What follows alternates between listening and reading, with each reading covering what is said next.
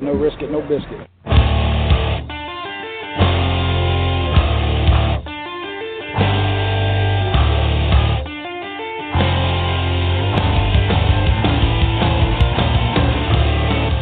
Coming from the Arizona desert, presented by SBNation.com. For Arizona Cardinals fans, by Arizona Cardinals fans, with outsider and insider's perspective, this is Revenge of the Birds.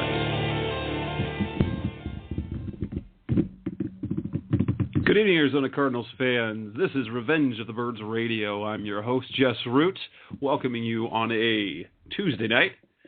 And unfortunately, like past couple of Tuesday nights that we've been on, it does not follow an Arizona Cardinals victory. However, we have a double show in store for you guys tonight. As normally Tuesday night happens to be when we bring on Seth and Ben from RevengeOfTheBirds.com, and we talk about the game that passed. We'll be talking about the Niners game. We'll still do that. We're going to have Seth Cox coming on a little bit later tonight. As soon as he gets on, we will have him join us. We also have, as a bonus tonight, as the Cardinals are on a short week, rather than waiting until Thursday night to do our preview show, that would be a little bit late, because on Thursday night, the Arizona Cardinals will be hosting the Seattle Seahawks at home as the National Thursday Night Football game. So we're working on a truncated schedule, so we're doing, instead of 2 shows this week, we are doing 1, 2 in 1. Yes, that's right, you're getting 2 for the price of 1. And it still might not be worth your price, right? Even though you didn't pay anything. But we're going to be talking about the Seattle Seahawks. We're going to be talking about the game coming up on Thursday. And we're going to talk about the game going past. In fact, we have joining us on the line, we have Scott Enyeart coming on from Field Gulls, the other SB Nation site that we will be using tonight, and that is fieldgulls.com from SB Nation, our Seattle Seahawks blog. And we're going to bring Scott on, and I believe I've got him on the line. Scott, how you doing tonight? Hey, I'm good. How are you? I'm doing great. Glad to have you. Thanks for taking a few minutes out of your evening to talk Seattle Seahawks and Arizona Cardinals football. So first off, how great is it right now to be a Seattle Seahawks fan? Well, it depends on who you ask, really. I mean, the majority of them are pretty happy with being 5-1, but there's a growing group of grumblers who, don't like the sloppy win in Houston, don't like the sloppy win versus Tennessee, and I think we're getting a little bit spoiled. But for those of us who have suffered through some lean years, it's pretty good right now. So, Scott, tell us a little bit about yourself, how you came about to Field Gulls and SB Nation. Well, I was down at SC when Coach Carroll was and Sark and all kind of the Seattle guys that run all the programs up here were at SC.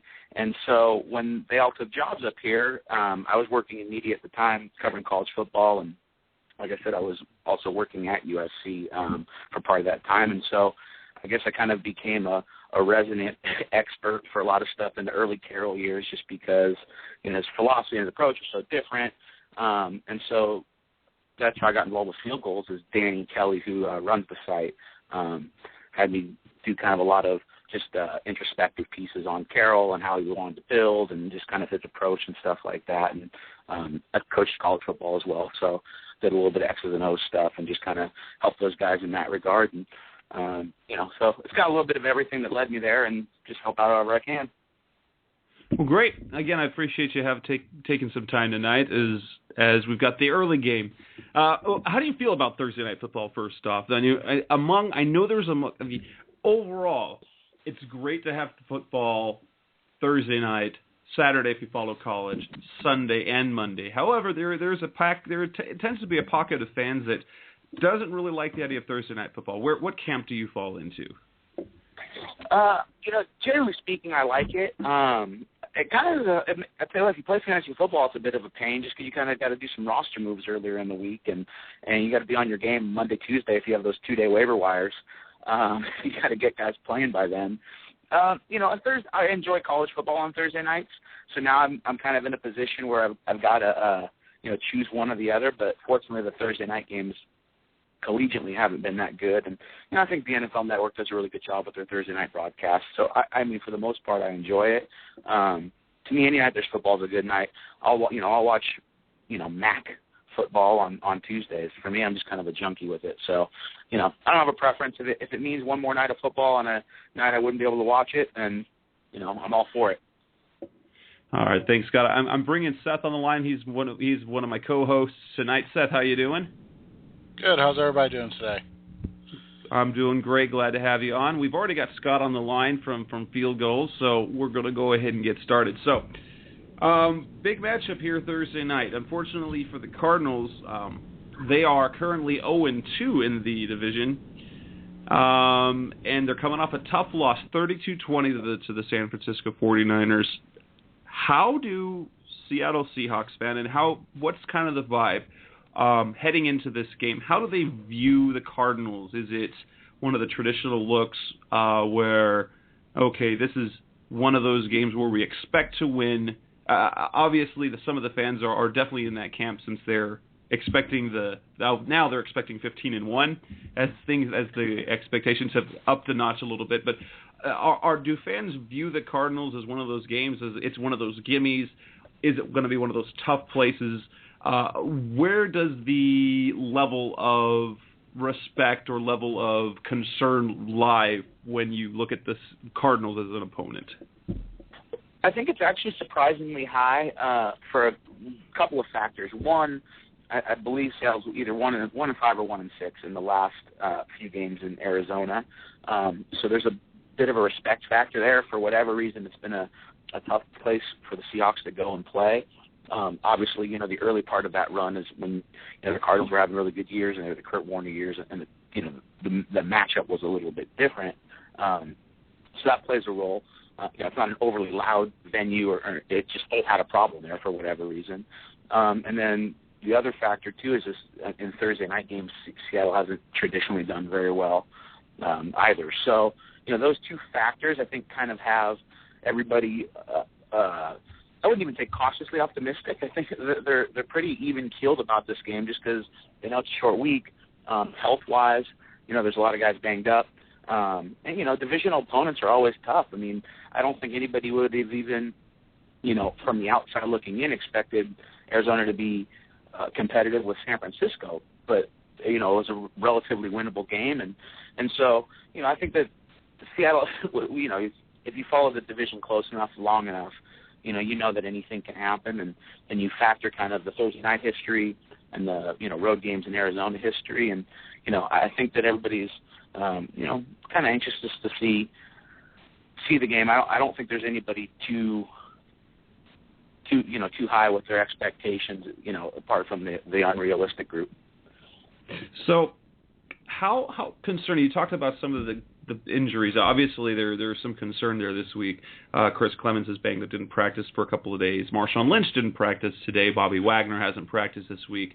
To go along with the offensive line injuries, and Percy Harvin isn't quite ready to come back. He's still a week or two away. Who is probably, as of right now, what is the biggest injury concern? Probably the biggest hole you have when you're looking at the injury concern right now. I think the offensive line is probably the biggest. I mean, it's gone on for a few weeks, so everybody's kind of just accepted it for being what it is. But it's still very much a factor. Last week we were able to get Max Unger back, and that helped clean up some of the offensive line issues that existed against Houston and against Indianapolis. But protection's still an issue. Bobby Wagner being out will probably be the next biggest one. I think Lynch will be fine, so I don't really kind of factor that one in. But, Wagner being out means you got to slide KJ right over to middle linebacker. So you got one guy playing out of place, and then, you've got a backup filling in for KJ, and just kind of that domino effect. So I think those are probably the two biggest, but if I had to choose one, it would definitely be the offensive line. And looking at some of the statistics, people, especially here in Arizona, we rail on the offensive line play. We've been talking about our offensive line plays probably for the past 30, ever since Arizona had the Cardinals, ever since they came over in '88, there's been a bad offensive line. But looking at the stats right now, at least looking at the passing game, Russell Wilson Seattle Seahawks quarterbacks have been sacked 17 times, and those are all, it was Wilson there each and every time. Well, the Cardinals have only given up 13. How much of that is the type of quarterback that Wilson is? Because he is a guy that is really dynamic at making plays later, well, he's kind of hanging around trying to make plays as protection breaks down. How much of that has been a case of offensive line play or just the type of player he is because he likes to, he can make plays later in protection breakdowns? Looking at it, it's actually mostly because of the offensive line play. I think the number is probably lower than it should be because of his playmaking ability, to be honest with you. I know there's definitely that kind of school of thought where, sometimes you get these dual threat guys who hold the ball too long, they try to do too much, and they end up, creating more harm than good for themselves. But I really don't think that's the case with Russell. A lot of it, when you kind of look at the protection issues that they've had with the offensive line being out, it's been a lot of breakdowns, just missed assignments, and it's the sacks are coming really early, in the progression. He's not even getting to finish his drop, and he's got somebody in his face, and so there may be been a handful of him just trying to extend something, and not quite being able to get out of it. But the majority of it's just been strictly because of the offensive line issues, and like I said, frankly, the number would be probably significantly higher if he didn't have the escapability that he does. Okay. Now, Seth, anytime you feel like it, please jump in. Otherwise, I'll end up hogging the entire conversation. Is there anything you have right now that you want to get in to ask Scott? Oh, I was waiting until you guys got to the defensive side of the ball for the Seahawks. So whenever you transition to there, I've got a couple questions. Gotcha. Perfect. Arizona Cardinals fans, if you're listening to the show right now, this is Revenge of the Birds Radio. We've got Seth Cox on the line, of course, to talk. He's holding on patiently as we're going to get ready to talk about the past game and discuss a little bit further the Seattle Seahawks game coming on. We also have Scott Enyeart from Field Gulls, fieldgulls.com, and SB Nation Seattle Seahawks site as we're talking to him about the upcoming game on Thursday. If you guys want to call in, if any of you wants to call in, comment, question, you can do that. We are live at 646-478-3787. Now, Scott, when we're talking about Russell Wilson, how is he doing this second year? Statistically, he's been pretty solid. Obviously, last year, perhaps one of the best statistical years that any rookie quarterback has had, and it was kind of a tale of two parts of the season, with the first 5 games being rather rookie-ish, and then the last 11 really turning out and looking absolutely fantastic. And while at least over here, kind of the national vibe, I haven't gotten the feeling that Wilson has been, oh my gosh, fantastic, but statistically got a QB rating of 92, 8 touchdowns, 4 picks. How is he doing this year? Yeah, I think, there's definitely not the same excitement right now that there was last season. I think last season, just the way he finished those last 11 games was kind of, upper echelon of the league. And I think right now he's playing kind of at a level that's, I don't know, it's tough. When you just look at the statistics, it doesn't tell the whole story. The Seahawks have struggled on third downs, but his ability as a runner has converted a number of them. And so he's done a lot to kind of keep them in games and won a few games for him in that regard. The third down conversions against Tennessee, his ability to run on a number of drives against Houston. Obviously those are 2 close games that, they really had to rely on him on.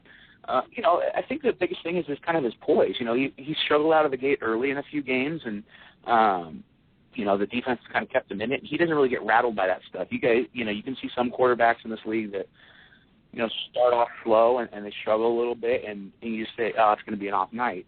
And with Russell, I think what he brings to the table is just kind of, hey, if he starts off slow, he's going to finish pretty well, because he just doesn't have those long kind of slumps in his play. And again, I think there's a bit of, I guess kind of grading him on a curve, so to speak, just because of the offensive line issues as well. And everybody kind of understands he doesn't have a lot of time to sit back there and just, pick open receivers and wait for guys to come open. He's kind of got to work with what he's got and throw something against the wall and hope it sticks. But it's more, last year was kind of the hype and the stats. This year it's a solid season. He's turned the ball over a little bit. In fact, I think last week was the Tennessee game was the first game he didn't have a turnover. He's got the 4 picks, and then I think there was a fumble in another game. So, which is kind of uncharacteristic compared to how he played last year. So there's not an overwhelming excitement statistically. Like I said, everybody's kind of taking everything with a grain of salt until this team gets healthy. Yeah, I was interested as I pulled up the stats, as I had not realized that Seattle had really kind of struggled as much as they had on third down. They're looking at what I think is 32% on the season compared to the Cardinals, and we've experienced, oh my gosh, third down has been terrible, and the Cardinals are not too far off that at 31.5%. So it's really been kind of a case of two teams that do things that kind of struggled there, but at the same time, what you guys do well is run the football, averaging over 4.5 yards a carry on the season. Is that looking again, getting to Russell Wilson? We saw the San Francisco 49ers and Colin Kaepernick and how he played last year, and it was really kind of wide open. And they've had to almost at the beginning of this year, they've taken the responsibilities away from, made him more game manager type player, almost like what Alex Smith was asked to do in the past couple of seasons, only with the bigger play potential. Is Russell Wilson's play, is he being asked to do much different? Is his role this year, or is it a case of we're trying to stand pat until we get everyone healthy? That's a third thing. It's basically philosophically kind of what they want to do. Seattle, and even in all those years and all those big offenses at SC, he's a run-first guy. And, he kind of feels like the run opens up the pass for them. And so, part of the reason is because, in this league, win, you got to win in January. And that means going on the road to some tough places and some tough weather. And that brand of football travels really well. You don't want to be, in these wide open, throw everything offenses, and then you get some snowy game in Green Bay and you can't throw the ball around. So philosophically, they want to be a run-first team, and that's kind of the frustration that some of the fans have had. When they're just looking at receiver numbers, there's not a whole lot of targets, there's not a lot of balls going around for guys, and so people are like, oh well, Sidney Rice is an elite receiver, we're paying him too much, and this and that. It's like, well, no, he's getting about 5 less targets a game than Larry Fitzgerald is, and so it's just kind of how they like to do things, and Russell's not been asked to do a whole lot different. I think last year was a bit of an anomaly for the 49ers and Kaepernick. I think he's always been pretty limited as a passer, but everybody kind of got excited with him coming off the bench and what he was able to do as a runner, and when you take that stuff away, I think his skill set's pretty limited, whereas Russell's always been thought of really highly as a passer. The knock on him was his height. Everybody said, if he's 2 inches taller, 3 inches taller, he's a top 10 pick in that draft. I agree. Wilson is a guy I absolutely gush over. I do that a little bit too often with a lot of players, but if I'm really, really envious of these young quarterbacks, of these teams with the young quarterbacks where they've got Andrew Luck. Yeah, he's Andrew Luck's going to be a star. Russell Wilson is a star, and there's something just special about him. And one of the things I have the hardest time listening to is someone talking about the draft, a guy who can be the next Russell Wilson. Guys, there's not going to be another one. He's he's really kind of a once in a lifetime player in the fact that he had everything in the skill set that you want when it came to poise, to leadership, to demeanor, to arm strength, to mobility, to decision making. Just the only thing that brought him down was the height. And he showed that he could overcome that. You're not going to get that. We might not see another player like that in our lifetime. And I'm really kind of bummed that we don't have that quarterback on our team. Oh, we got Johnny Manziel coming out this year. Everybody thinks he can be the next one. He's a little bit shorter. I laugh at the comparison for the exact same reasons you do. It's like, if you think those two are the same guy, you're out of your mind. Like, everything that Russell Wilson is off the field, I'm not going to harp on Manziel, but it's like, he overcomes the height because of the way he prepares and his commitment, his leadership, and all those things. And exactly right. You can see somebody with maybe similar skills, physically, attributes like, the ability to run, just the way he throws the ball. But, it's the other stuff that I think is what makes Russell kind of an outlier in that regard. And, yeah, they don't come around that often for sure. So, it's tough to be a team in need of a quarterback, and it's a copycat league. Everybody's going to want to try and find the next one, but it's tough to find the next one. No, it definitely is. Now, let's jump onto the defensive side of the ball so we don't bore Seth, and he's got questions. So we're talking defense now.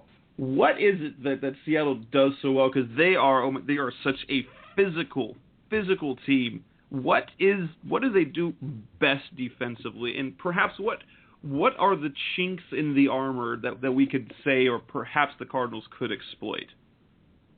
I think what they do best defensively is they limit explosive plays, and they really, really play well in the red zone, and that's what they emphasize tremendously. Earl Thomas is the kind of safety Earl Thomas is, because he wanted a safety with range. He's going to take away the explosive play, and he's got probably the best range. Is certainly top 3 in the NFL in terms of his ability to just kind of be that deep center field type player. And they defend the run really well. I mean, it's a really balanced defense. Chink in the armor wise, right now I think it's kind of because of the injury situation. It's probably a little bit of a linebacker play. They give up a lot of intermediate stuff in the passing game, and part of it's by choice because, like I said, they're more concerned about, hey, we're going to take away the big play. If you end up in the red zone, the big play is not an option anymore, and then we can tighten up and take care of the underneath stuff, and they do a good job of that. But, between the 20s, teams can move the football on them, and I think that, some games you can get away with it, other games you can't, and that would be probably the one, I don't even want to say weakness, but that'd be the area of concern that, you have, with this defense. Which is interesting because of the kind of the knock on the Cardinals, and Carson Palmer as a quarterback for his career is the ability to move an offense extremely well between the 20s and then make questionable decisions in the red zone, which makes for an interesting pairing. Seth, you're ready for this side of the ball. What questions do you have? One of the things I've noticed in just going over the last 2 games before the Titans game this last week was Seattle gave up a lot of deep plays after being set up with those short passes. You talked about a little bit that they're susceptible in the intermediate. Is that partially just because of the aggressiveness of their scheme? It seems like they're always attacking and swarming downhill, and that's what I saw out of Earl Thomas a little bit, is that he kind of gets going in one direction, and then cornerback is looking for help over the top, and it's already too late. Saw that a little bit in the Houston game, saw that in the Seattle game. Is that just, or excuse me, the Indy game, is that just something that happens because of how aggressively they play in the secondary? Yeah, I think that's a part of it. I know a couple of plays you're talking about when they have given up those explosive plays the past few weeks, and you almost always see them, they're kind of susceptible to that double move, man. If you're going to beat these guys, and you get deep on them, it's a double move or it's a coverage breakdown, and I think that happens with that aggressive type play. But again, I think it's a gamble that they're willing to take. For every, explosive play you give up, you get a pick 6 going the other direction. And so I think they're calculated risks. Again, like I said at the beginning, I think they frustrated some portions of the fan base, who want to, win every game, shut everybody out, and have every game be a blowout. It's like, Coach Carroll said this week, it's like, hey, the other teams are trying to win too. They're not just going to roll over for you. They're out here and they're putting together their best game plan, and and I think that's their aggressiveness can be used against them. With the right quarterback and the right passing game. I think the Indianapolis game is a great example of it. T.Y. Hilton had a really big day, and Andrew Luck's obviously a gifted quarterback, and they were able to do some things that left the secondary exploited a little bit. So, yeah, to answer your question, I think it's a combination of the over-aggressiveness, but I think they're also okay with that. They're willing to kind of trade it off because they'll, be able to force turnovers and make plays because of that aggressiveness as well. Go ahead, Jess. Go for it, Seth. I've been talking a lot, right. So. The other question I had regarding the secondary was I've seen some reports, and I noticed in a couple games that they're working Walter Thurman in to the rotation a little bit more on the outside as opposed to just being in the slot. Is that something that we'll see more often if Browner is, I don't want to say struggling because he's still playing well, but isn't playing up to what he was maybe in the past couple of years? Is that something we'll continue to see happen? Well, it's funny you say that.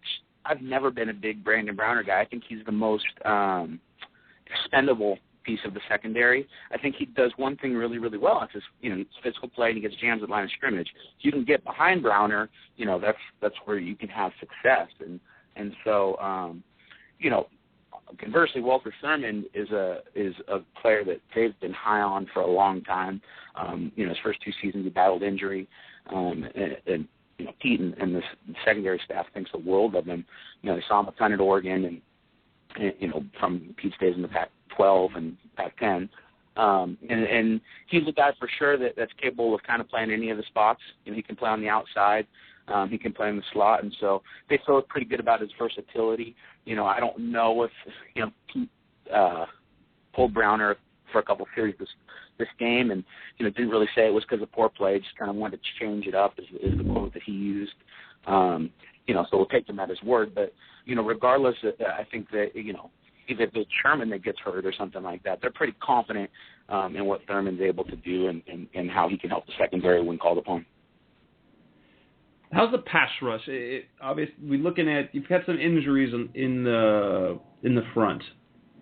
How satisfied is the team? And the 16 sacks that I see on the season, how much pressure is that team generating, is the defense generating? And how much of that comes off of straight 4-man lining up and creating pressure, and how much of that comes off of the blitz?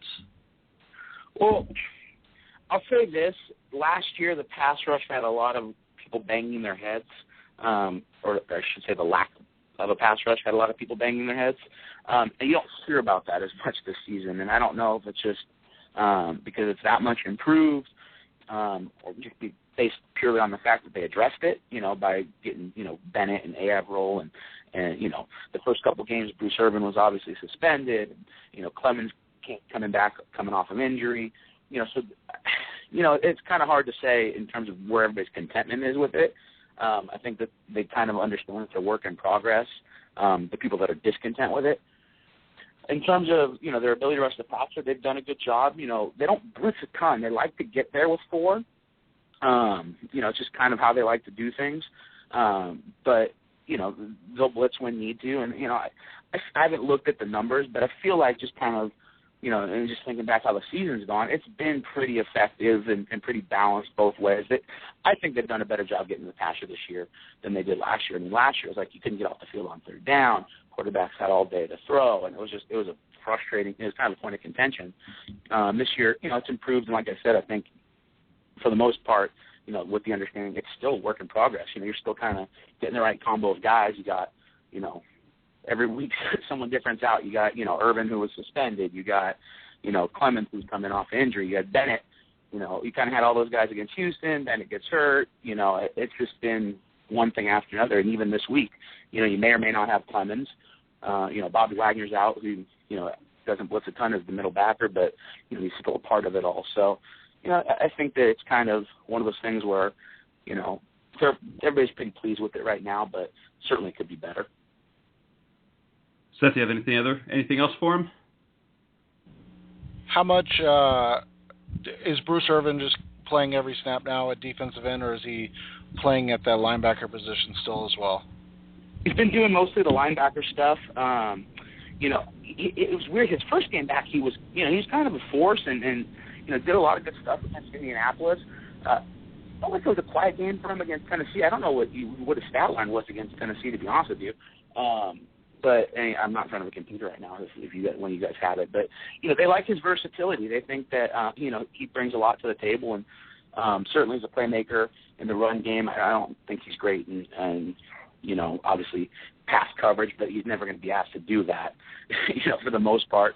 He's able to get after the quarterback. And, he's a player that's been pretty effective. When he got drafted, there was a lot of criticism. People thought it was a risk, and in a lot of ways it was, but he had a good rookie season, and he's definitely a player that they still have a lot of optimism about. I think obviously, he's a ways away from being considered, one of the elite players on the defense. When you have that secondary and some of those guys on the defensive line that you do, and other guys like Wagner, who is a second-year player, and all that stuff. The bar's been set pretty high, but I also think when you really step back and look at it, the sample size of what you've seen from Irvin is pretty small compared to those other guys. So, they like I said, they like his versatility, and it seems like every time he's been involved, he's been pretty effective.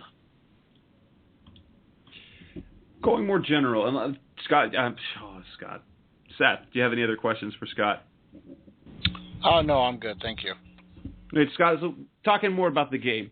The Vegas line has Seattle by about 6.5, 7, depending on the sports book that you're looking at. Prediction time, and we're not going to be offended if you expect a big win by Seattle. How much? We understand that Seattle is on paper a much better team. What type of prediction do you expect for this game? And it's all right. Throw it out there. Are they winning? Are they winning outright? Are they going to cover that touchdown spread? Well, I have an uncle that lives in Phoenix, and I've always enjoyed Carson and just going back. I played high school football against him in Southern California. His days at SC. So I'm not as hard on him as you guys are. I actually think he's a pretty talented quarterback. He can tell bad hand at a lot of places, but and certainly pre-knee injury Carson Palmer was a lot better than post-injury Carson Palmer. But I do think he's got ability to get stuff done. He's not a bad quarterback, and he's struggled. I mean, that's undeniable, but I do respect him and what he can do, especially if he can get Larry Fitzgerald the ball. That being said, I think Vegas is being pretty generous. You figure you get 3 points for being the home team, and so then you say if there's 7 to about 10 point, depending on what sports book you're at.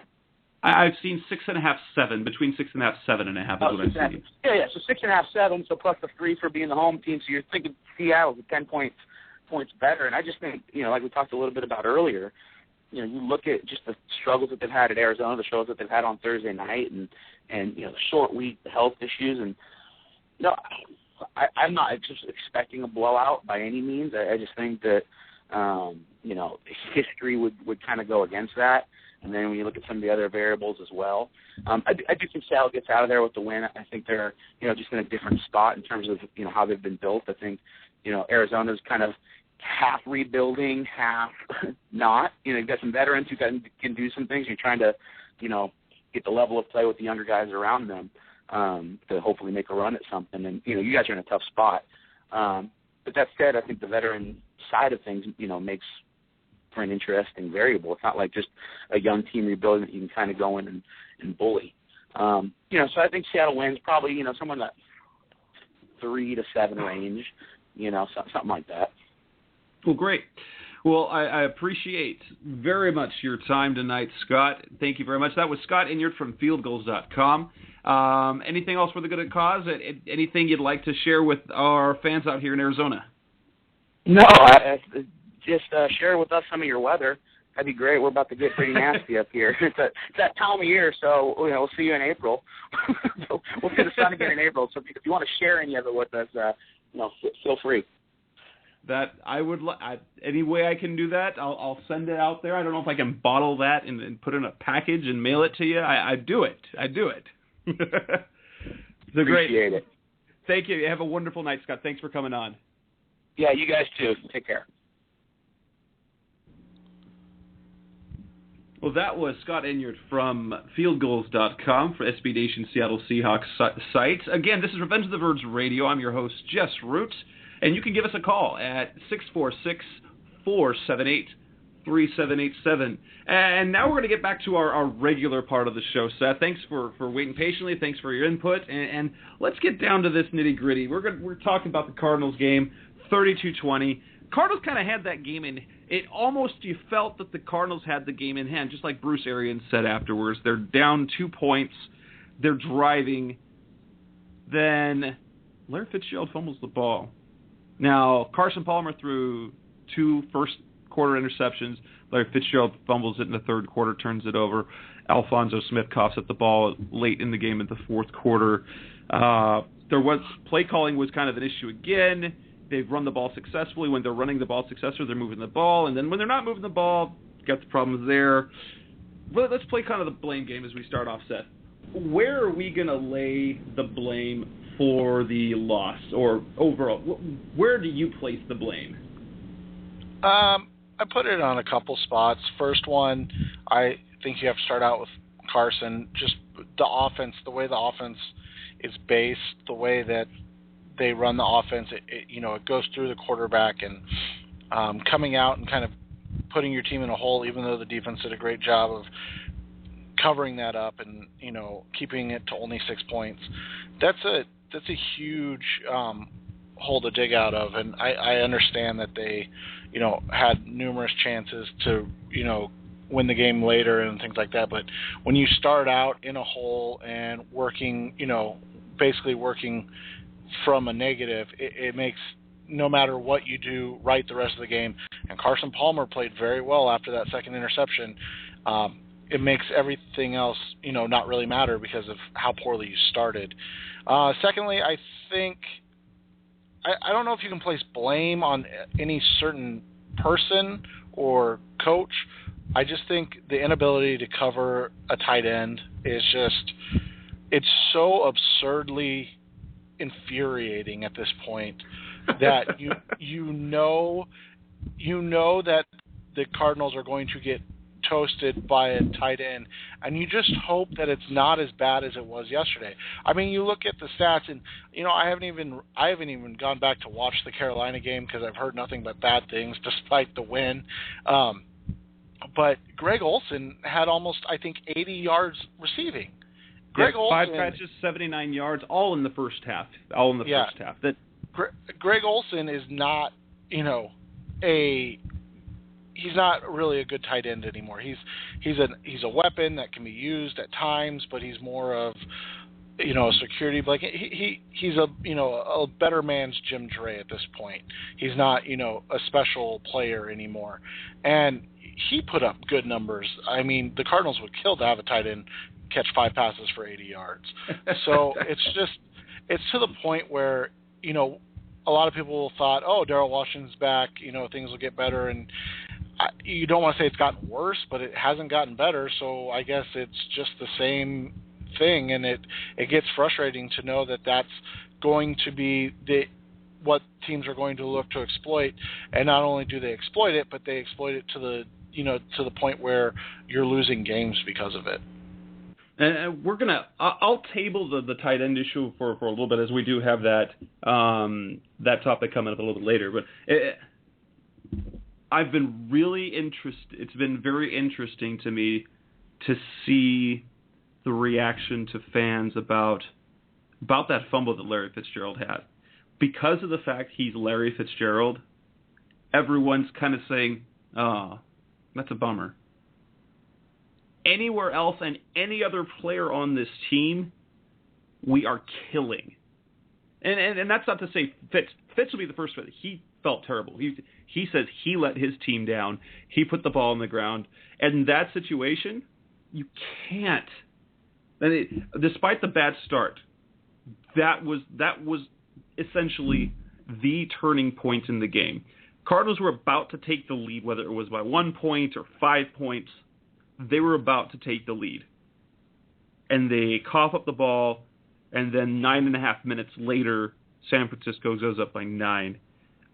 If I had to place blame, I'm putting it on that single play right there when Fitz inexplicably loses the ball. It doesn't hardly ever happen, but I've been very interested in how fans in general, and unnecessarily so, because there's nobody harder on himself. There's no harsher critic of Larry Fitzgerald than Larry Fitzgerald. And people are saying, oh, it's not Larry's fault. It's not Larry's fault. What about those passes that were overthrown? What are those passes he didn't come up with that were nowhere near? I'm like, that's nice. What about the fumble? I'm putting that particular turning point on Larry Fitzgerald with kind of complimentary blame. Of course, it's a team game. You can't ever place them on one thing. Good Carson, bad Carson. He had bad Carson at the beginning of the game, and then of course again, like you said, the inability, that last drive, they could not stop San Francisco. Even, and I charted this out, they ran in that 18-play drive, I think, about 10 plays defensively. They were stacked up to the box with an 8-man front, and they couldn't do anything. They just plain couldn't stop San Francisco. Yeah, and to go back to the Fitz thing, one of the issues I always have with placing blame on a single turnover in a game is that we have no idea what the outcome would have been of that drive. Who knows? Palmer could have thrown another pick. Very true. And so, when Larry makes a mistake like that, because he's fumbled 6 times in his entire career, it's just one of those anomalies that I kind of just shrug my shoulders at. Like you said, that's what's happened, but it's one of those things. To me, it's like, well, it was a terrible play. It's unfortunate of the timing of when it happened, but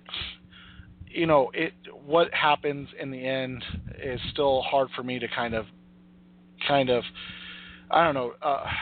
You'd hope that everything would have worked out. They would have scored a touchdown and things would have gone great, continue to go well, and the defense wouldn't have been gassed anyways. And who knows at that point, what happens on the defense, because they were already gassed, it looked like. As you said, the resulting drives after that kind of showed that. So it was just a conglomeration of all the bad things happening at once. Your best offensive player fumbles the ball for the first time in 5 years, and your defense that's been bailing you out all day all of a sudden can't get a stop. It was pretty much the worst case scenario that could have happened. And so it's one of those things that I agree completely. He's got to know better to tuck the ball. It's one of those things that he's actually lucky he doesn't have more fumbles, because that's one of the things that he's known for, is stretching out that one hand to try to get a little extra yardage. And Patrick Willis is just an all-pro for a reason, and he just made a play, and it was unfortunate. And I agree. It probably was a turning point of the game, but I think the resulting defensive series kind of showed that even if they would have scored a touchdown and gotten ahead by 5, that defense wasn't going to get a stop in that next series. They were gassed, and at that point you're just hoping that they hold them to a field goal and you're able to sustain a drive for the first time in 6 weeks. So. Well, Ben piped in. Ben's under the weather tonight, so he wasn't able to call in actually, but he's piping in on Twitter right now. He sent me a couple of tweets. He talked about, well, kind of where he throws the blame around that is with the play calling or the decision making, whether it was the play calling or the combination of play calling and decision making by Carson Palmer, where he was forcing passes to Fitz on first and second down, or throwing to Ellington, Jerron Brown, or Britton Golden on third down when it counted, as opposed to finding Fitz or finding your more reliable targets. And then he's silly, is the word they said. On the Fitz fumble, it happened, it sucks, but he has the track record, just have to accept and move on. I agree. But the phenomenon that's interesting for me is just, if Fitz played at any other market, he would have been much more criticized. There was nothing in print anywhere that's going to talk about that fumble other than what he said himself. Moving on to the next topic is, and again, Arizona Cardinals, those of you who are listening tonight at Revenge of the Birds Radio, if you want to chime in, you can tweet me at Revenge of Birds or at Senor Jess Root, or you can give us a call at 646-478-3787. We'll be glad to talk to you. As we talk about, one of the things we talked about is Carson Palmer. Once again, 2 more picks, has yet to leave a game, finish a game without having a pass picked off. He's got 11 interceptions on the year, and were it not for incredibly bad Eli Manning this year, Carson Palmer probably would be right up there on quarterback criticism. But he's Carson Palmer. He's playing for the Cardinals. Doesn't get kind of the recognition for that. And particularly, you've brought it up on Twitter. Inexplicably, both Steve Keim and Bruce Arians are very quick to defend the quarterback for whatever reason, whether it's justified or not. we've got good Carson, bad Carson. He's yet to put together a good game from start to finish. Either it's in the middle he has a hiccup, or the beginning of the game, it's just like beginning of the game. I mean, San Francisco, that game with the starters was just awful. And then there seems to be a point in the game, and it literally was that after the second interception, he turns to his teammates and said, "I got it." Like he didn't understand before, then he understood, and it all goes well from there. When will he put a full game of good football together? And how patient do we need to be because of that? And especially, he plays well. When he plays well, he's playing well, but he's putting us in holes early or making dumb decisions in the middle of the game. So you're stuck pulling your hair for this, what Carson Palmer is as a quarterback this year. I think it starts with understanding that, barring injury or him, throwing a punch at Bruce Arians, I really don't see any way he's pulled or taken out of the starting lineup. He's the quarterback, and for better or worse, and that's admirable in a sense, because it shows you that this is what Bruce Arians believes in. He believes in Palmer to the extent of complete stubbornness. That's not a bad thing. That's just complete stubbornness, and he wants him to succeed. So he's going to put all his eggs in that basket and kind of live with the results, and that's not a bad thing. If Arians believed in Drew Stanton as much as Arians has talked about he believes in Drew Stanton, we would have seen Drew Stanton by now. So because Palmer has completely and justifiably been bad enough in the last two games, and like you said, he ended up being good, Carson, down the stretch against San Francisco. And you could really go back, and he's been bad enough in three consecutive games that after that second pick, Arians had every justification to pull him and just say, okay, you need to take the day off. You need to be done. Just watch. And, and nobody would have said anything because he had thrown 7 interceptions in the last, however many pass attempts. I think he only threw 6 pass attempts before he threw both interceptions. So quick math. So if this is wrong, I'm sorry. But so he threw 7 interceptions and 72 pass attempts, going back to the Tampa Bay game. That's just unacceptable from, a veteran quarterback. And so I think at this point you're going to just have to live with what he does, whether it's good, bad, or indifferent. This is kind of where we're at right now, and this is what we'll have to deal with, unfortunately. It's going to be, like I said, absurdly, infuriating at times, but there's going to be some good, and hopefully the good outweighs the bad eventually. And it's really kind of interesting. One of the dynamics that I personally have noticed is how this leadership between Steve Keim and Bruce Arians specifically, the things that they say in public, because Arians has, everyone has been just eating up everything Arians says, like, oh, this is football truth. This is so much different than everyone. And I say, yes, I tend to throw this out there all the time. Remember how much he was gushing about Bruce Stanton? He was gushing about Bruce Stanton when they signed him. But yet Steve Keim flat out says on the radio, you kind of get the feeling, well, they really don't believe in Drew Stanton as a starter. I think they would have survived with him somehow, kind of with the terrible year to get a better pick, surviving that. But when Steve Keim comes on the radio and says, he's our best option, flat out, no questions asked. Carson Palmer's our best option.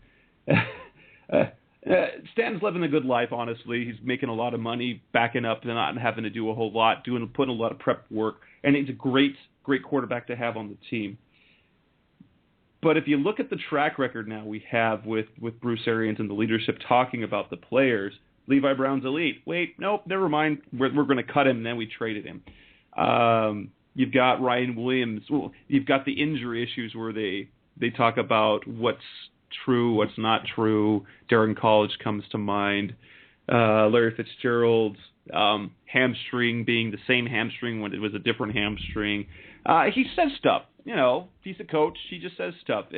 But he is very, very overly supportive of his players in public sometimes. And then at the same time, he's saying, our receivers are being terrible. They're running the wrong routes. I love the tweet that you gave. I was chatting on Twitter with Sean Church and Kent Hodder from the site, particularly the first interception that Carson threw. And Keim said flat out, well, the receiver, it was Dre. Dre threw the wrong route. Palmer threw it right where the ball was supposed to be, where Dre was supposed to be, and it was picked off. Your tweet response is, I've seen a lot of excuses made for the interception. Either the wide receivers or tight ends aren't good enough, or aren't good, or Palmer isn't. And I think it's kind of depending on the play, it's a little bit of both. Do you see that being the case? It isn't necessarily one or the other, but we're definitely not getting everyone on the same page offensively. So some plays were bad. I mean, Larry sometimes doesn't know where he's supposed to be. Carson, either he knows the offense really well, or he's having as many mental mistakes as his receivers. Yeah, and that's kind of been the frustrating thing to watch more than anything else for me has been the mental errors. I don't know where to place blame a lot of times when I, break down film, so you kind of have to just be very conservative with where you place the blame. You can say it looks like the receiver ran the wrong route, or it looks like the quarterback threw the ball to the wrong area. That's as far as you really want to go in that, because we don't know the ins and outs of the calls and everything like that. But what we do know, you're completely able to break down and judge, are things like the mental errors you've seen from Carson Palmer. The delay of game penalty against San Francisco is the first one that comes to mind. You're in a hurry up situation where you have, I believe they had all 3 timeouts on top of it, and you're in a hurry up situation, and you're coming off an incomplete pass, and you still find a way to get a delay of game penalty. Whether it was somebody else's fault or not for lining up wrong or whatever, he's the quarterback. He sees what's going on. He sees the play clock, call a timeout, regroup, and get ready. You can't take 5 yards because your offense hasn't been good enough all season to gain those extra 5 yards. So it's just simple things like that are actually more frustrating to me. I mean, the interceptions are confounding at times, and I've counted 5 where I've said that I have no idea what he was looking at or seeing. And so, that's kind of 5 interceptions that you just kind of scratch your head and say, okay, well, I have no idea what that was. But that still leaves 6 interceptions that he threw where, maybe he tried to force a ball that he shouldn't have tried to force, or, it's somebody else's fault. So that's still a lot of interceptions if you take off just the bad ones that, are kind of inexplicable. So his play has been, it's been rookie-like, let's put it that way. You wouldn't think that this is a guy that's been in, 4 different offensive systems over the last decade, and has Pro Bowls to his name and that type of things. He does actually look more like the guy that's been jettisoned from 2 franchises for unknowns. So it's kind of that rough intermediate where you want to believe things are going to get better, but there's that thought in the back of everybody's mind, I think, that says, wow, did we just kind of get our hopes up that this, Carson Palmer thing was going to be better than it actually, than what it will be? Here's some numbers that Ben sent these via Twitter, and they, at least initially to start the season, Palmer has 11 interceptions and 221 passing attempts. 2012, John Skelton, 201 passing attempts, 9 interceptions. Granted, we'll say John Skelton didn't have some of the production in, and there's a whole lot. You can't put this, but the numbers, at least with the turnovers, are the same. The one thing that I am going to give credit to Palmer is, as a quarterback, as a veteran quarterback, one thing he does really well that actually has been to his detriment with the offenses, with players, with either he's on the wrong page or the receivers are on the page, is that he's not afraid to throw the ball to a spot before a receiver gets there. That's something that John Skelton couldn't do. That's something Kevin Cobb was unwilling to do. He was unable to anticipate plays. Matt Leinart he's a guy who couldn't do that. Kurt Warner could. Kurt Warner anticipated very well and had a handle on the off just and turned the ball over. That's the one thing I am impressed with, and his demeanor is good. So if he screws up, he doesn't get down on himself and he fixes things. But I do like the fact, and what gives me reason to be optimistic, is that at some point, hopefully not before too late, that the offense will finally click, and those places he's throwing the ball where there's no receiver there, there's going to be a receiver there because he's putting the ball where someone is supposed to, where he believes someone's supposed to be, and he's trusting his teammates to do that. That's something we haven't seen in years as a quarterback to be able to do that, is that anticipation. Yeah, but I think a part of it, and this is something that have been researching. I know Sean does a great job with the numbers from sites like Pro Football Reference and Pro Football Focus and things like that, but I kind of wanted to delve in myself to these numbers, and so I found them intriguing, kind of going off what you're talking about with the anticipation and throwing the balls to spots. I think part of the reason he's struggling or throwing so many interceptions is because, he's consistently facing 7 defensive backs, or, not 7 defensive backs, but 7 guys in coverage. And so the windows he's throwing in are really small. Of the 11 interceptions he's thrown, 10 of them have been against 4-man rushes when he has not been blitzed. That's really bad. I mean, that's really, really awful, because that means that you don't have to identify the blitzer. You don't have to identify, where your check is or anything like that. All you have to do is run the play that you run, against shell defenses. I understand it's completely different in the secondary, and they may be disguising coverages and such. But that just means that while you might end up being under pressure, and on half of those plays he has been under pressure, you still know where the rushers are coming from. It's still 4 guys, and they're coming from the front. There's nobody hidden that he's throwing, or he's having to deal with. So when that happens, he's making either bad reads, or he's trying to fit the ball into areas that he really shouldn't be. When he is blitzed, which isn't often, of his 235 dropbacks, he's only been blitzed 52 times. He's doing really well. He's completing passes. He's completing 54% of his passes, which may not sound like a great number, but against the blitz, it's not bad. And he's only thrown 1 interception. So it's not, it's a combination of the offensive line can't stop a 4-man rush, so he's having to consistently throw under pressure into tight coverages. But it's also, is he getting confused by coverages in the secondary because there are 7 men dropped every time, or is it because he is making the right reads, but he doesn't have the arm strength or the ability to fit the ball into the windows anymore? I think it's kind of a combination of all the bad, and that sounds bad, but I think it's kind of a combination of all of that. I don't know that he's necessarily confused, but I think he's seeing a lot of bodies back there that he's probably not used to seeing, honestly. Oh, and one of the things is interesting is the reputation that Carson Palmer has had throughout his career is on a national level. Doesn't matter who's back there in coverage. If the ball's supposed to go there, he's going to try and put the ball there. And I think it's more of a case that he trusts his player, and he trusts his ability too much. And so if he's got lots of people in coverage, he knows that's where the ball's supposed to go. He feels, I can put that ball there. And so he tries it. and that's kind of been the case. Ben sent a tweet that said, puts the ball in the spot no matter how many defenders are in that spot.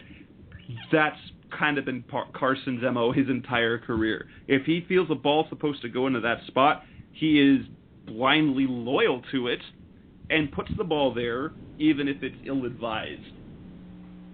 Yeah, and that's one of the things that when I talked to Joe Goodberry, he used to be of Cincy Jungle.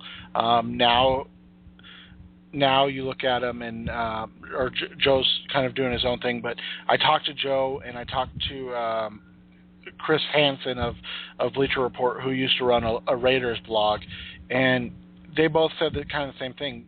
He throws these maddening interceptions because he thinks he has more on what he's throwing, or he thinks he can fit the ball into a spot that he just can't fit the ball into. So all of a sudden, you look at it and it's like, well, that was just a dumb throw. But like you said, he's kind of like Kurt Warner in that way. He believes in his ability. The difference was, that Kurt was throwing touchdowns too. So yeah. I think, I think if he was at, 11-11 or 13-11, people wouldn't be as, kind of calling for Stanton. And, as I said in the article that is going up on the site tomorrow, that's it. I don't think that's smart. We don't need to be calling for Stanton. If they believed in Stanton, they would have gone out and gave up picks to get Carson Palmer. But, it is what it is at this point. And, he's throwing a ton of interceptions, and he's not producing positive results to kind of justify those interceptions. Well, let's move on from Carson Palmer, because we're going to just end up banging our heads on the wall so much.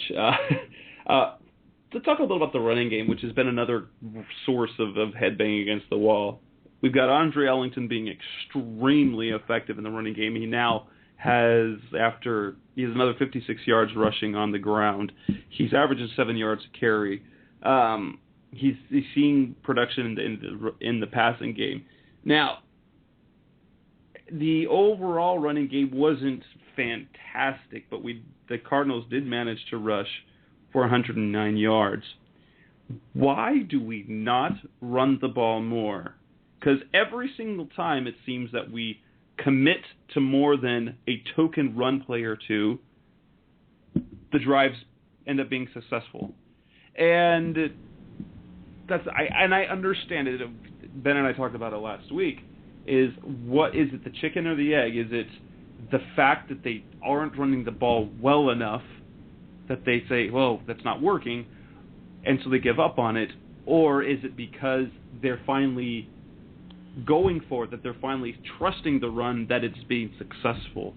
Why don't the Cardinals run the ball more? I mean, in the end, it was interesting in playing time. Andre Ellington led the snap counts on the running backs with, I think, 32, which is right in the range that Arians wanted. Rashard Mendenhall was only on the field, I think, 20-something, in the low 20s in snaps, and got 10 carries, 40 yards. A very Rashard Mendenhall performance. But even still, Rashard Mendenhall, who is a more of a workhorse type of back, still isn't getting enough touches to produce what I would imagine that we would expect him to be able to produce. And I know part of that is injury-based or just banged up, nicked up a little bit. But at the same time, why in the world was Alphonso Smith running the ball in that play late in the game? That is inexplicable to me. But why don't, aside from Bruce Arians just hating to run the ball, why don't we do it more?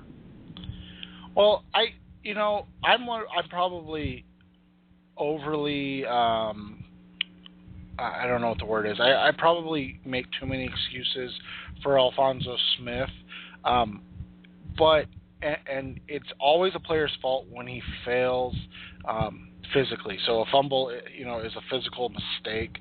So you can't put that on anybody else. But as you said, why is he even getting a rushing attempt at that point in the game? He hadn't run the ball at all the rest of the game. What is the point of giving him a carry at that point? It just seemed kind of out of left field. Yeah. It's like, why is that his first carry? I mean, if he had seen Stephon Taylor had carried the ball twice before that. Why? Okay, he's gotten hit a couple of times. Why make that his first carry? I didn't get that. Yeah, and that's what I was confused about. So, yes, it was still on Alfonso for the fumble and things like that, but just the call in and of itself made no sense. I'm just kind of looking at the numbers. So they ran the ball 21 times against the 49ers. Fonzo got one carry. Larry, did he get a carry, or was that a behind the kind of line of scrimmage pass that they're counting as a run? But either way, if they're going to run the ball 21 times, it either needs to be 15 for Mendenhall and 6 for Ellington, or just put Mendenhall on the bench and give the ball to Ellington, 12 times and give Stephon Taylor the other 9, or, activate that guy on the inactive list every week and see what he has. But as you and I have kind of, you said, banged our head against the wall, we've done this 100 times, but Mendenhall's not Andre Ellington. He cannot produce 56 yards on 7 carries. He probably couldn't produce 56 yards on 10 carries. He's a career average 4 yards per carry guy. That's what he's going to do. That's what he's always done. There's nothing wrong with that. But if you have that knowledge that that's what a player does, if that's who the player has been through his entire career, then expecting a different result or being okay with those results and not using them to the most effectiveness, to me, is kind of insanity. We all want Andre Ellington to get more touches, but you're probably giving Ellington the right amount of touches in the run game. He could probably handle 3 to 5 more, be up around 10 to 12 carries a game, but he's getting an additional 4 to 6 touches through the air every game. He should be right around 16 to 20 touches a game, and that's a great number for him every game. The problem is Mendenhall needs 18 to 22 touches, and by touches I mean carries. I don't want Rashard Mendenhall catching the ball at all. I don't want Rashard Mendenhall, running screenplays. If you're going to use Rashard Mendenhall, give him 18 to 22 carries and just let him wear down a defense, because that's kind of what he does. He's kind of like Frank Gore, but he's not nearly as good as Frank Gore. But he's going, he's going to produce, a lot of 3-4 yard carries, and then all of a sudden in the fourth quarter, when the defense is gassed, you can lean on him and let him go down the field and carry the ball. I think Gore carried it 8 times on that 18-yard or 18-play drive. You can do that with a back like Mendenhall. The problem is he has to get, more than 10 carries to do that. They're not going to do it, so then he's kind of useless. And as you and I have talked about, then find other players, because you're not, putting your guys in the best position to be successful at this point.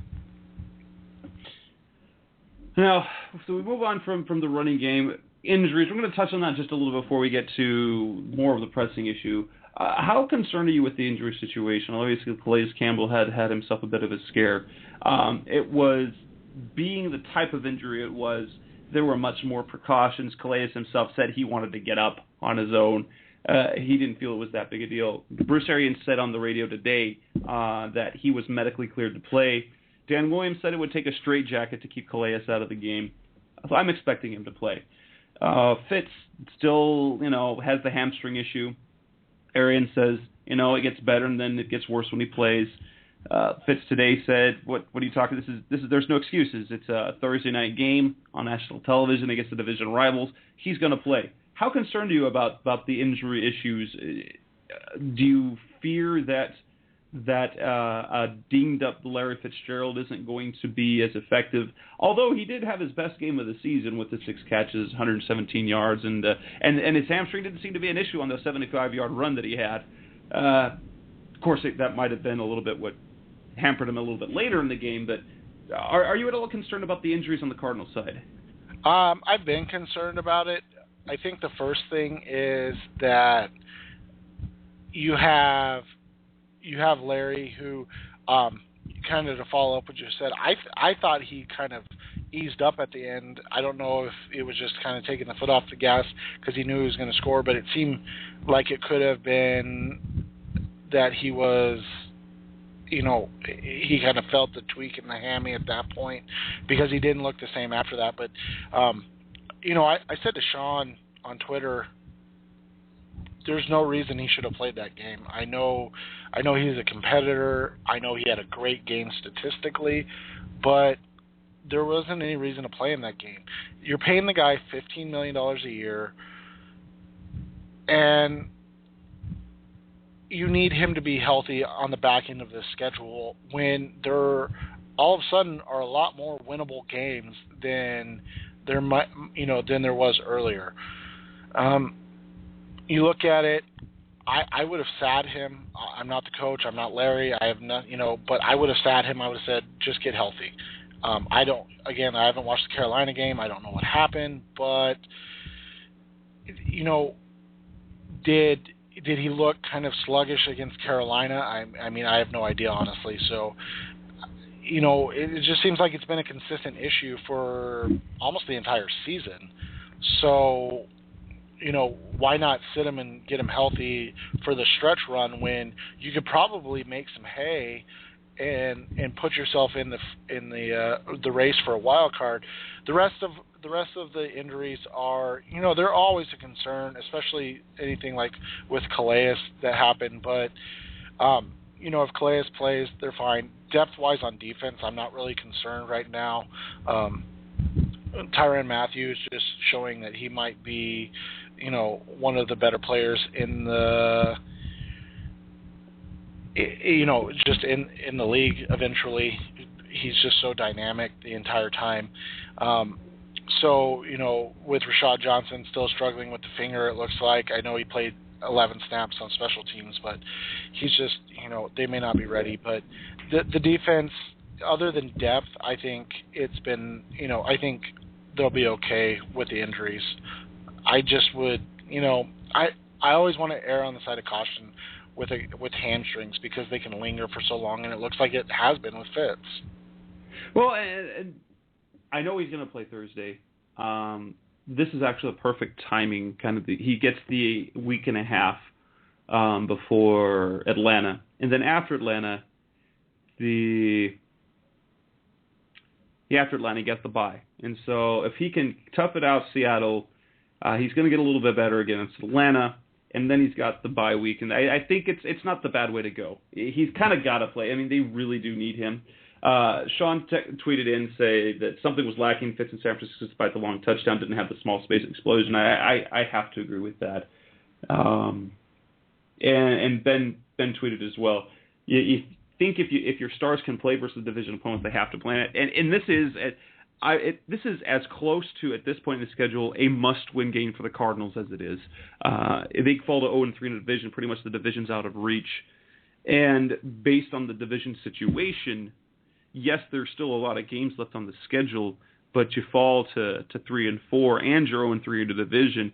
Even though you can make up some wins later on, I think they're going to be behind the 8 ball for just in the playoff race in general, even though there's a lot of time left in the season. This is as close to as a must-win game as you can call it. I called it a must-win game. I downgrade it to a really, really, really important game for them to win as opposed to a must-win.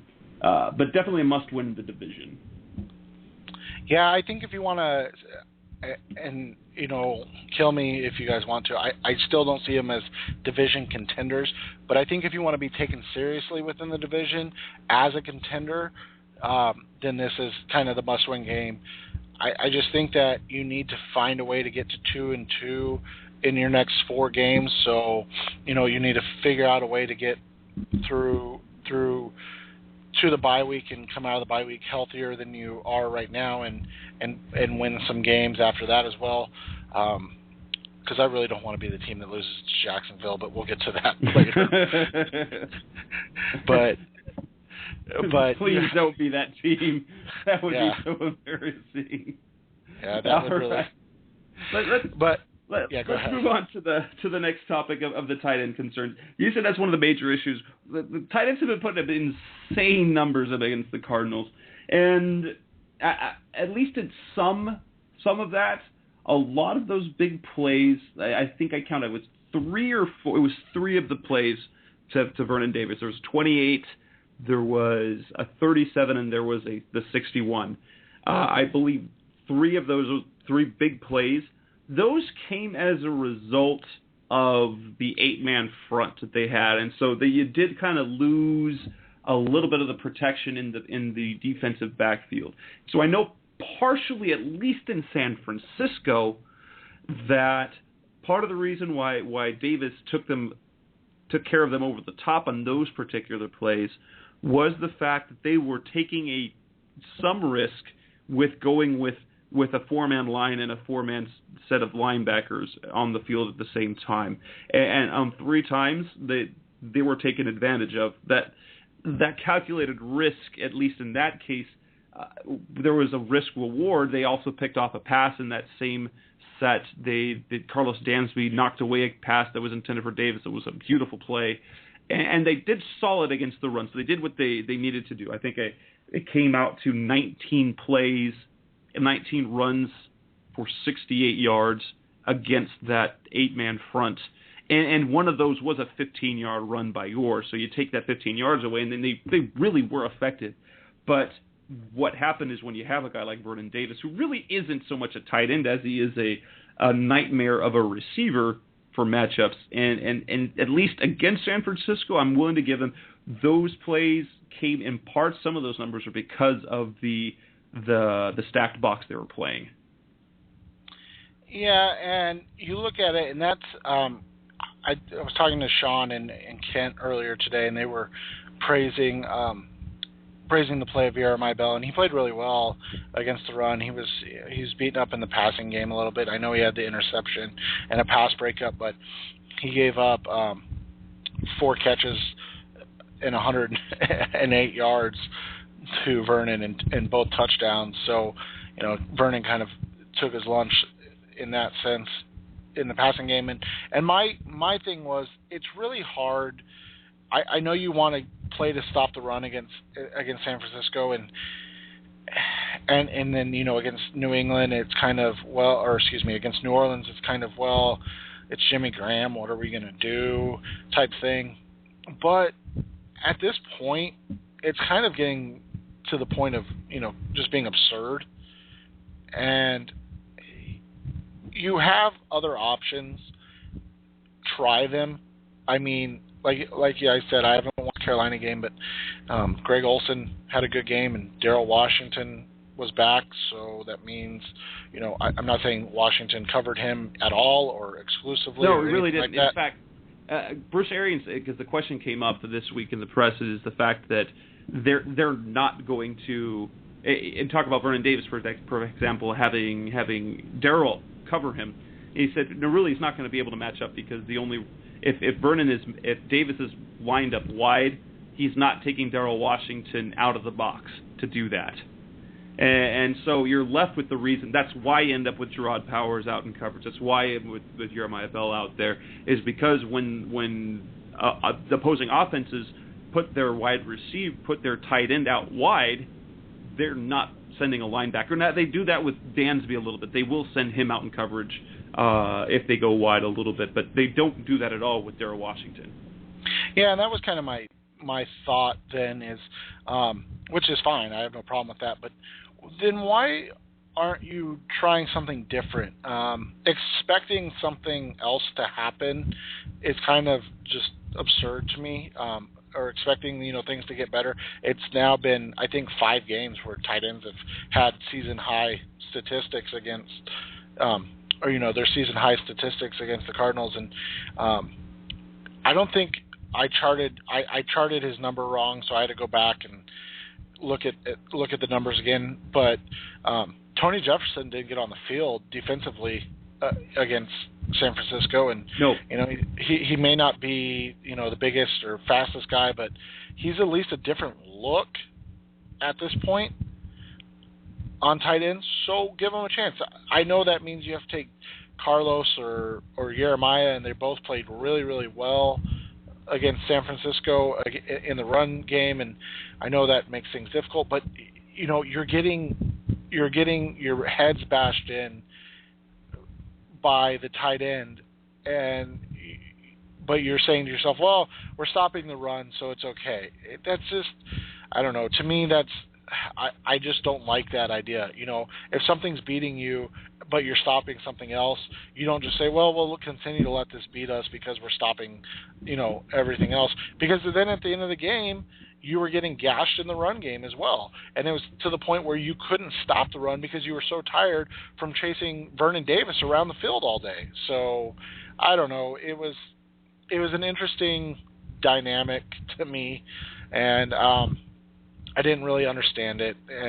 But it is what it is at this point, and they've got to figure something out. They have to have to figure something out, or and maybe this is just what they think at this point. They say, well, we know we can't cover tight ends. We'll let that be our weak spot, but we won't let anything else be our weak spot. And if that's the way they're... And unfortunately, though, what that's been is that it's really hurt them. It would be one thing if they could say, yeah, this will hurt us, and it hurts them, but this has been detrimental to the fact that it's losing them games, which is ridiculous. It's things that we haven't tried. They've sent, I know what they've had in coverage, they've had Tyrann Mathieu in coverage, they've had a lot of Gerard Powers in coverage, they've had Jeremiah Bell in coverage. One thing we've seen Carlos Dansby in coverage. We haven't seen Darrell Washington go out wide to cover. We haven't seen Rashad Johnson, other than in deep support. We haven't seen Tony Jefferson, which is interesting. I'm guessing Rashad Johnson, who came in last year on those nickel packages, I'm guessing his strength isn't the man-on-man coverage, but rather the deep support that he's where he's supposed to be. Because it's really interesting is the fact that it's the same thing week after. It really is. It's the same thing week after week. Yeah, and you look at it, they haven't, and I don't think Antoine Caisson's any good at all, but they haven't even given Antoine Caisson a chance to do it. I mean, at some point, you have to try something different, or you're just going to, like you said, you're going to continue to get beat by the same thing week in and week out, and, it's going to cost you a season. Let's look at the game for Thursday. What are your keys to the Thursday night game? We're still going to live. We got 8 minutes left in the broadcast. Let's give it, Seth. What are your keys to the game Thursday night for a Cardinals win? The keys to the game are going to be kind of what I talk about tomorrow in my article, and that's one, you want to see this passing offense get in gear. I know people are saying, well, it's Seattle. They have the Legion of Boom back there, best secondary in the NFL, without a doubt. But you know what? I watched Matt Schaub pick them apart for a half. This is a team that you can take advantage of, and you can take advantage of their over aggressiveness and the fact that they play a very aggressive style. You can get a lot of misdirection plays in your routes. You can get a lot of guys running free in your routes. And to do that, you're going to have your quarterback, your veteran quarterback, and your, pretty veteran-laden team. I know Roberts and Hausler are young, but they've been in the league now 3 years and 4 years, respectively. They should be, doing a little bit more than what they have been. So I want to see, this team, put together an offensive game plan that allows them to be successful. And that means Carson or the receivers and tight ends, whoever you want to put the blame on. And, I think, as you and I stated, it kind of got blame to go around everywhere. But you need them to come out and establish that they can pass, because we know that they're not going to run the ball. I don't know why they're not going to run the ball, but we know they're not going to. So at least find a way to get into a rhythm and avoid, falling into a deep hole and then expecting Carson Palmer to throw you out of it, because unfortunately that's worked against teams like Carolina and Tampa Bay, but it hasn't worked against teams like New Orleans and San Francisco, and even a team like St. Louis, who I guess doesn't suck now. So that you have that going for us now. For me, the keys, honestly, I really like the Cardinals with the matchup this week, especially with the history behind the history behind the Seahawks. They've struggled here in Arizona. They struggle on Thursday nights. Home teams tend to have a huge advantage on the Thursday night game. The key to the game for me, and it's very fundamental, they can't turn the ball over. They win that game against San Francisco if they eliminate, I think, one of those turnovers. They take one. Definitely if they take away two, they take that game. That was just crippling, all those turnovers. You can't win any game turning the ball over 4 times. If they can play with the same physicality defensively, and I think that we're going to see that. And if they play with if they do everything else the same offensively except for turning the ball over, I think that's all they have to do. They're that close, in my opinion. Well, I agree. They're very close. It's been, like I said, it's been frustrating to watch because turnovers have played such a huge part in all their losses so far. You had the inexplicable interception against St. Louis. You had last week, obviously, with the interceptions and the 2 fumbles. So, protecting the ball's, good, but I'm kind of at the point where I'm expecting an interception or I'm expecting a careless fumble because we've seen it. I mean, Rashard Mendenhall fumbled the ball 3 times against Tampa Bay and luckily only lost 1 of them. So if you're going to turn the ball over, your defense is going to make enough plays to get you the ball back. So I want to see a sustained drive. I don't know how much of the Monday night game you watched last night, but that statistic about the 4 10-plus scoring drives for the Chargers, I just imagined Ken Wisenhunt sitting over there rubbing his goatee and just kind of smiling, thinking, this is all I wanted last year with the defense I had, is I just wanted to be able to sustain long drives and keep the ball out of all these other offensive hands. And that's kind of what Arians needs to do. I know he wants to be explosive, and I know he wants to attack downfield, but your offense hasn't been good enough to do that yet. So, as you said, protect the ball, hold on to the ball, don't let the other team beat you, and you'll be better. Because, when they do finally put together a great offensive performance, you're hoping that the defense is still able to do what they've been doing over the last 6 weeks, or over the first 6 weeks of the season, and it's not too late. So I would just like to see some sustained drives and finish those drives, like you said. And if you do turn the ball over, come back the next time and go down the field and sustain a drive. Don't turn the ball over and then turn around and go 3 and out the next drive because you're trying to hit a big play and get it all back at once. Bold prediction. Give me a real quick bold prediction for the game on Thursday. My bold prediction is that Andre Ellington scores 2 touchdowns and has a huge game, and unfortunately the Cardinals fall a little short because of that, but I think Andre Ellington continues his coming out party as one of the most underutilized offensive weapons in the NFL, and continues to kind of shine and be a bright spot for this team. I think this is actually this is a bold prediction. This is going to be the game that Carson Palmer puts the game from start to finishing. So my bold prediction: this is the game Carson Palmer doesn't turn the ball over or limits it to 1. He throws for more touchdowns than interceptions. This is bold prediction. I think the Cardinals are winning by 13. Crazy. I think it's going to happen. This is the week the Cardinals are going to bust through, finally get a signature win against their division foe. Arizona Cardinals fans, thank you for listening. This has been Revenge of the Birds Radio. On behalf of Seth Cox, that's Seth Cox, I'm Jess Roop. Thank you for listening. We will be back next week. Have a good night. Have a good one, Jess. You've been listening to Revenge of the Birds. Keep the conversation going by visiting revengeofthebirds.com. Follow us on Twitter at Revenge of Birds. You can also find us on iTunes at facebook.com/Revenge of the Birds.